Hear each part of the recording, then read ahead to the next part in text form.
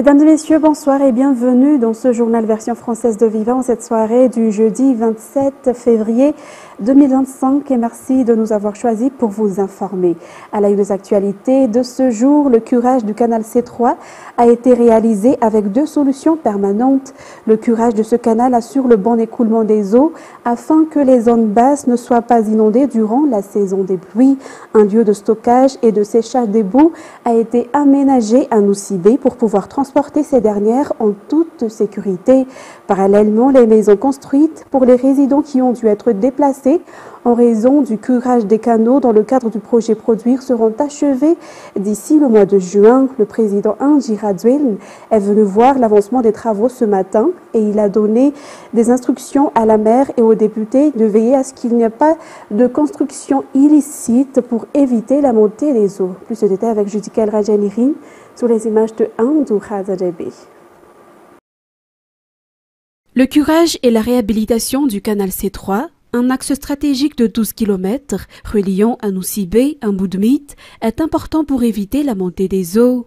Les canaux sont de plus en plus bouchés, entraînant les inondations dans de nombreuses zones durant la saison des pluies, d'où l'importance de leur curage. Cependant, le curage du canal C3 est confronté à deux problèmes majeurs. Le premier réside sur le problème de l'évacuation des habitants installés le long du canal qu'il faut déplacer pour permettre le curage. La seconde est l'enlèvement des boues qui doit être transporté depuis Antananarivo. Pour le président Andy Radwell, quand il y a un problème, il doit toujours y avoir une solution. Il a ainsi apporté une solution pour les populations issues des bas quartiers à travers le projet Produire, comme l'extraction et le traitement des boues dans un site de 7000 m² à Nosibé avant leur transfert vers un site de confinement à Yarnarivo ou Mboudjachim. Concernant les résidents touchés par le projet de curage et qui ont dû être déplacés, une solution leur a été apportée. Ceux qui ont choisi de déménager ont reçu de l'argent en compensation. Et pour ceux qui ont choisi de rester, le gouvernement a mis en place un programme de relogement sécurisé et moderne en construisant des nouvelles habitations en briques et à étages. 90 ménages y vivront à partir de fin juin, date prévue pour l'achèvement des travaux. Ce projet est bien plus qu'un simple relogement. C'est une transformation sociale qui offre aux familles mal logées un cadre de vie décent, sécurisé et durable, a affirmé le président Andy Radwell. Le canal sera nettoyé et le long du canal C3 Andavamamb connaîtra un nouvel aspect. À travers ce projet, Andavamamb sera bien aménagé et deviendra un quartier propre. Ce projet prouve que le développement de la population et le développement de la ville vont de pair. Cela prouve également que le gouvernement travaille pour le peuple et est en mesure de fournir des logements gratuits et bien aménagés. Les habitants ont affirmé leur reconnaissance envers le président Andy Radwell lors de cette visite, car ils recevront bientôt des maisons dont ils sont toujours rêvés. Par ailleurs, ce projet prouve que le président veille toujours au bien-être de la population.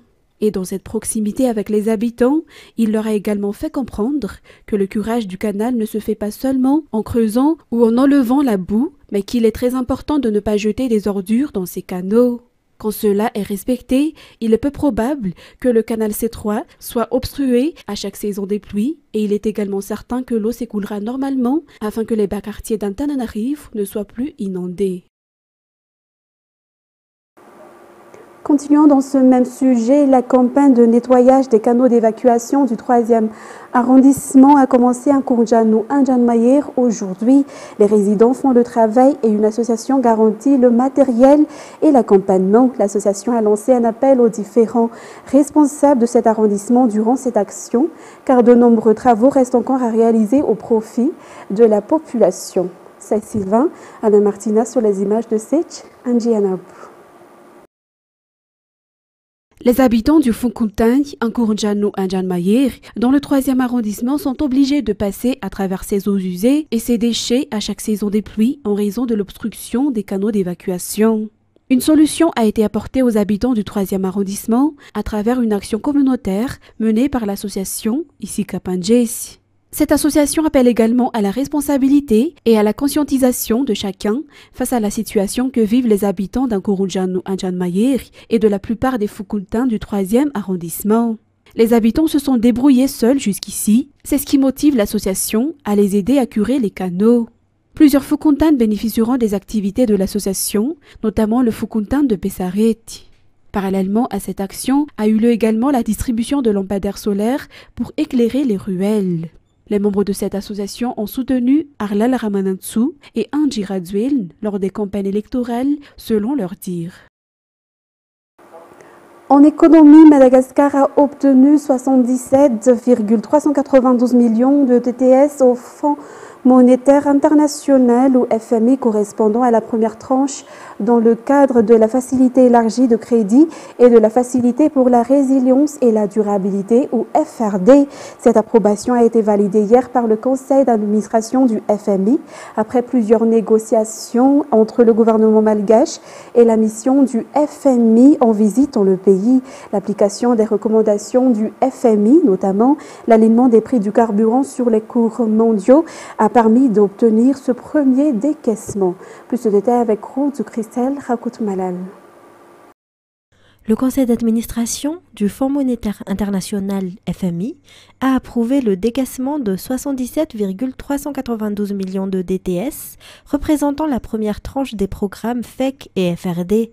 Sur ce montant, 36,7 millions de DTS sont alloués à la FEC, tandis que 40,7 millions de DTS reviennent à la FRD. Plusieurs conditions imposées par le FMI ont été remplies pour obtenir ce premier décaissement, notamment l'ajustement des prix du carburant en fonction des prix internationaux, une mesure appliquée depuis janvier dernier. Les efforts du gouvernement ont permis d'accéder à cette première tranche des programmes FEC et FRD. La deuxième revue est prévue pour la mi-avril, avec pour priorité le développement de l'agriculture, l'accès à l'électricité pour la population et la réhabilitation des infrastructures routières.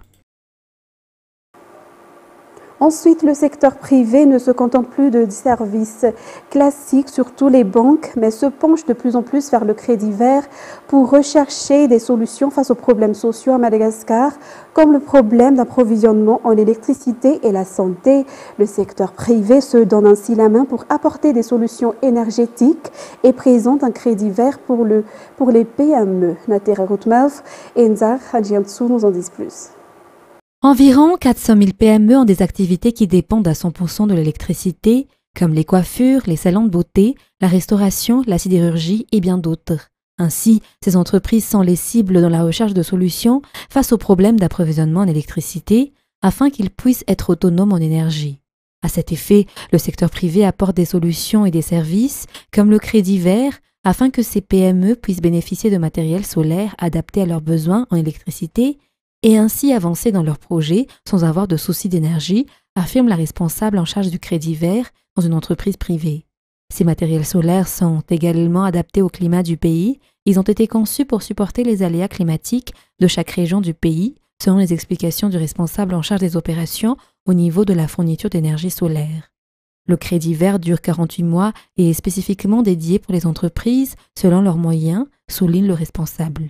Le but est également de fournir une énergie propre soucieuse de l'environnement selon la politique énergétique actuelle. Outre l'électricité, le secteur de la santé peut également bénéficier de ce projet, notamment à travers la fourniture de matériels médicaux selon les besoins des centres de santé. Ensuite, la société Jirama procédera à la création d'une nouvelle ligne d'alimentation électrique vers l'ouest, notamment vers Soavnadji-Namananas, selon les explications des techniciens. En effet, le côté ouest connaît souvent des coupures de courant en raison du grand nombre d'usagers de cette ligne appelée Arrive. Hier, 3 câbles électriques ont été coupés et ont dû être remplacés. L'approvisionnement en électricité est désormais revenu à la normale selon les informations. Anona Martina et Sech Hanjianab. Selon les informations, la rupture de 3 câbles électriques en Boudiafout a provoqué la panne de courant sur la ligne Arrive vers l'ouest en direction de Soavnadji-Namananas. Ces zones connaissent des coupures de courant fréquentes en raison de la charge de cette ligne Arrive. Parmi les lieux touchés par cette panne figurent Alakamis, Benasanjaj, Arrivunmam, Apef et ses environs. Face à cela, la Jirama recherche des solutions, dont l'une est de créer une nouvelle ligne appelée Arrive 2 afin de réduire le charge supporté par la ligne Arrive. Il a fallu plusieurs heures pour réparer cette panne. L'approvisionnement en électricité dans ces localités est revenu à la normale dans la nuit, selon les informations. Dans un tout autre contexte, les produits artisanaux de Madagascar ont leur particularité par rapport à ceux des autres pays, ont affirmé les artisans ayant participé au Salon international de l'artisanat en Inde.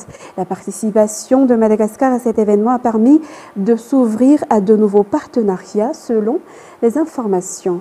Le point avec Fanjissene Mireille et Yves Janel. L'artisanat malgache a attiré de nombreux visiteurs lors du grand salon artisanal international organisé en Inde. L'artisanat malgache se distinguait par sa qualité d'après les artisans. Ceux qui représentaient Madagascar lors de ce salon réalisent de nombreux types de produits artisanaux tels que des sacs à main, des produits fabriqués en pierre et la broderie. Madagascar continuera à envoyer des artisans malgaches à l'étranger pour participer à de tels événements, a déclaré le ministre du Tourisme et de l'Artisanat. Cet événement s'est tenu du 7 au 23 février dernier en Inde. Et un atelier de réflexion nationale et multisectorielle en vue de la mise en œuvre du mécanisme de paiement pour services écosystème ou PSE à Madagascar démarre aujourd'hui à Tanarène. Le mécanisme du PSE est à la fois un des instruments de financement durable et un des outils incitatifs favorisant la gestion durable des ressources naturelles. Les paiements pour services écosystème sont une transaction volontaire où un service écosystème clairement défini est acheté par un ou plusieurs usagers à un ou plusieurs fournisseurs et le paiement ayant lieu si et seulement si le fournisseur assure effectivement la provision du service. Cet atelier a pour objectif d'identifier et d'adopter des pistes de résolution face aux différents problèmes constituant des obstacles au développement du mécanisme PSE à Madagascar. À l'issue de cet atelier, une liste de grandes lignes d'action sera établie et serait traduite en une feuille de route et en un plan d'action.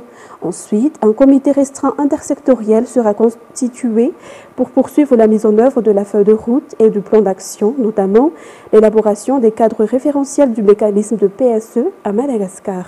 Plus de détails. Au GRET, on travaille sur cette question depuis une quinzaine d'années, notamment à travers des projets d'hydroélectricité. Donc le principe, c'est on construit un barrage hydroélectrique, il y a un opérateur privé qui l'exploite et sur chaque facture qu'il facture à ses clients, il y a une petite somme qui est prélevée pour le paiement des services environnementaux. Et ce petit morceau, tous ces fonds de PSE sont accumulés et sont reversés aux communautés locales pour qu'elles entretiennent l'environnement. Donc ça, c'est des mécanismes qu'on a commencé à tester depuis une quinzaine d'années, qui fonctionnent, mais qui se butent à beaucoup de difficultés, et notamment des difficultés financières. C'est-à-dire que ce qui est prélevé, souvent, ça ne suffit pas à vraiment avoir des impacts environnementaux suffisants.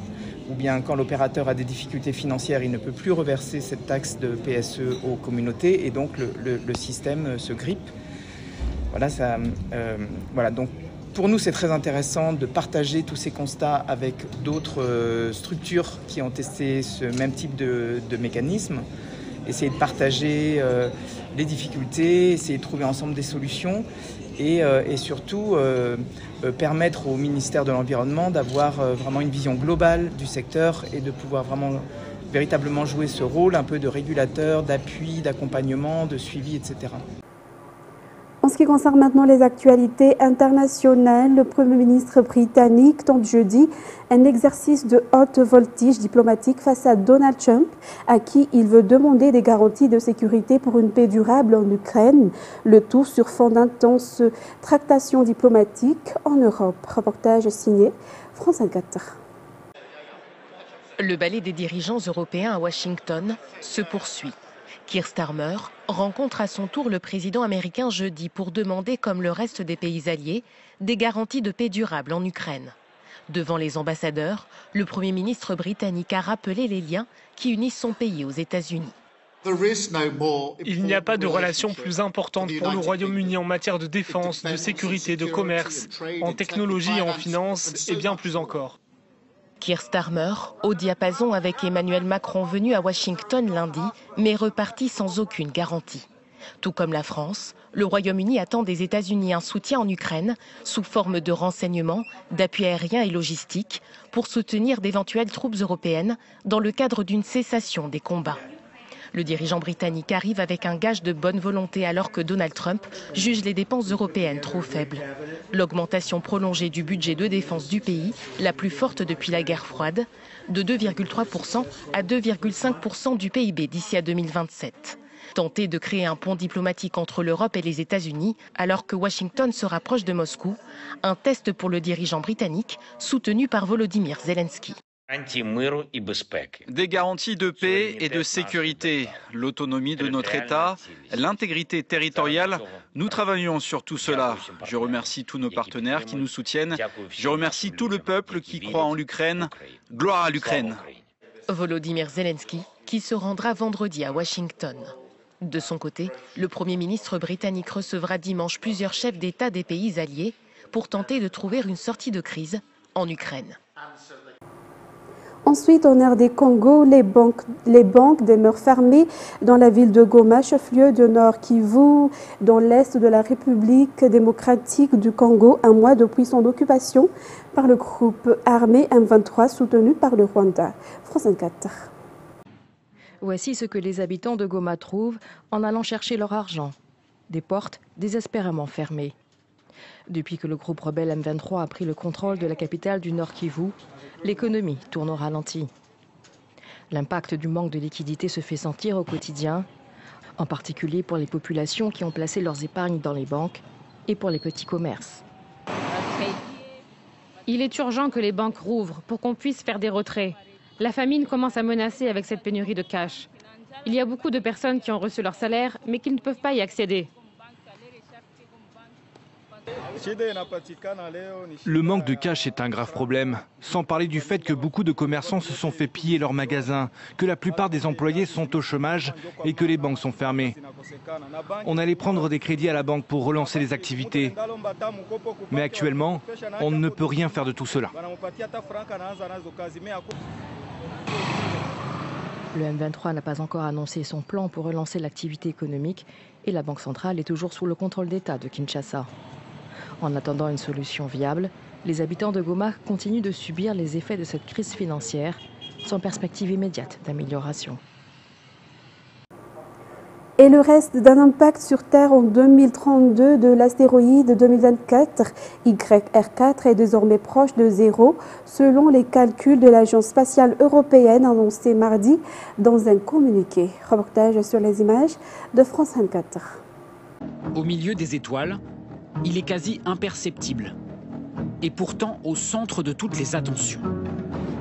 Un astéroïde long d'une 50aine de mètres, découvert en décembre. Pendant des semaines, il a semblé s'approcher de la Terre. Les scientifiques en étaient arrivés à cette hypothèse. Le risque d'une collision en 2032 dépasserait les 3%, un record. Mais finalement, les tout derniers calculs excluent le scénario catastrophe. On l'a observé pendant suffisamment longtemps pour mieux connaître sa trajectoire et donc mieux pouvoir la calculer dans le temps. Eh bien, toutes les solutions qui conduisaient à la Terre se sont éliminées et donc maintenant on est tranquille, cet astéroïde passera à côté de la Terre et pas dessus. Que faire si un astéroïde menaçait réellement de s'écraser sur Terre? En 2022, lors d'un test, la NASA est parvenue à dévier la trajectoire d'un astéroïde en le percutant volontairement avec un vaisseau lancé à 20 000 km/h. On voit ici, filmé par un télescope, le nuage de poussière dégagé par l'impact. Si en 2032, la Terre devrait être épargnée, la Lune en revanche pourrait être percutée par l'astéroïde. Le risque d'impact est supérieur à 1%. Problème, d'ici cette date, un camp de base devrait être installé sur la Lune et accueillir des astronautes. Le moindre équipement qui sert à la survie des astronautes, s'il devait être touché par un astéroïde, forcément que ça pourrait mettre en péril l'ensemble de la mission. Donc il faut éventuellement qu'il y ait des sécurités pour ça. Encore une fois, le risque est extrêmement faible que cet astéroïde vienne toucher la Lune. Dans les prochaines semaines, le télescope James Webb va surveiller attentivement la course de l'astéroïde. Ensuite, son orbite va l'éloigner de la Terre. L'astéroïde ne sera plus visible avant 2028. Mesdames et messieurs, point final de cette édition. Nous vous remercions de l'avoir suivi jusqu'à son terme. Et tout de suite après, vous allez suivre la série Squid Game. Au revoir à tous.